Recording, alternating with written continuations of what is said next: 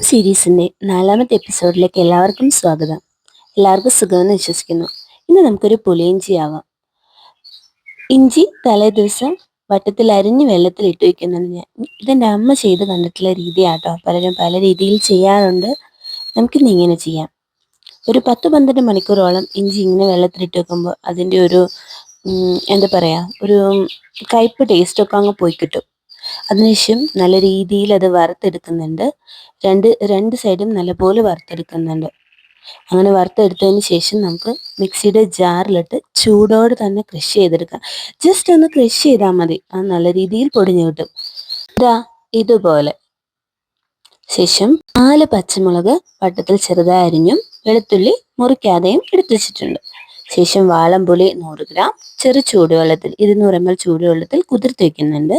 അതിനുശേഷം ശർക്കര 100 ഗ്രാം ശർക്കര 200 ml വെള്ളത്തിൽ തിളപ്പിച്ച് അതിൻ്റെ മട്ടെല്ലാം അരിച്ചു മാറ്റി എടുത്തു വെച്ചിട്ടുണ്ട്.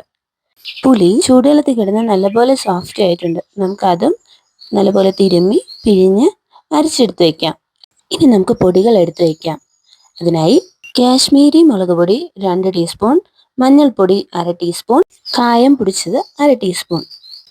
പാൻ ഇവിടെ നല്ലപോലെ ചൂടായിട്ടുണ്ട്. അതിലേക്ക് വെളിച്ചെണ്ണ ഒഴിച്ച് വെളിച്ചെണ്ണയും നല്ലപോലെ ചൂടായി കഴിയുമ്പോൾ അതിലേക്ക് കടുകിട്ട് നല്ല രീതിയിൽ പൊട്ടിക്കഴിഞ്ഞ് കഴിയുമ്പോൾ വെളുത്തുള്ളിയും കറിവേപ്പിലയും പച്ചമുളകും ഇട്ട് നല്ലപോലെ വഴറ്റണം. അത് നല്ല രീതിയിൽ വഴന്ന് കഴിയുമ്പോഴാണ് നമ്മൾ ഇഞ്ചി ആഡ് ചെയ്യുന്നത്. ഇഞ്ചി ഈ വെളിച്ചെണ്ണയിൽ കിടന്ന് നല്ലപോലെ ഒന്നുകൂടെ മൊരിഞ്ഞു കഴിഞ്ഞതിന് ശേഷം നമ്മൾ പൊടികൾ ചേർക്കണം. നടുക്കുന്ന ഇഞ്ചിയെല്ലാം മാറ്റി അവിടെ പൊടികളിട്ട് ഒന്ന് പച്ചമണം മാറുന്നത് വരെ ഒന്ന് സോട്ട് ചെയ്ത് നല്ലപോലെ അതിൻ്റെ പച്ചമണം മാറിക്കഴിയുമ്പോൾ അതിലേക്ക് നമ്മൾ പുളിവെള്ളം ആഡ് ചെയ്യാണ്. നല്ലപോലെ തിളച്ച് വന്നതിന് ശേഷം ശർക്കര നീര് കൂടെ ചേർക്കണം. ഇനി ഉപ്പിൻ്റെ പാകം നോക്കാം. പുളിയിൽ അത്യാവശ്യം നല്ല രീതിയിൽ ഉപ്പുണ്ടാവും. അതുകൊണ്ട് പാകം നോക്കി ഞാൻ കുറച്ച് ഉപ്പേ ആഡ് ചെയ്തിട്ടുള്ളൂ. ഇനി ഇത് നല്ലപോലെ തിളച്ച് പറ്റി കുറുകി വരണം. നമ്മുടെ പുളിയിഞ്ചി ഇവിടെ ഏകദേശം റെഡിയായി കഴിഞ്ഞു. നമുക്കിനി ഇതിനെ ഒരു ബൗളിലേക്ക് മാറ്റാം. എളുപ്പത്തിൽ തയ്യാറാക്കാൻ കഴിയുന്ന ഈ ഓണ വിഭവം എല്ലാവരും തയ്യാറാക്കി നോക്കി അഭിപ്രായം പറയണം.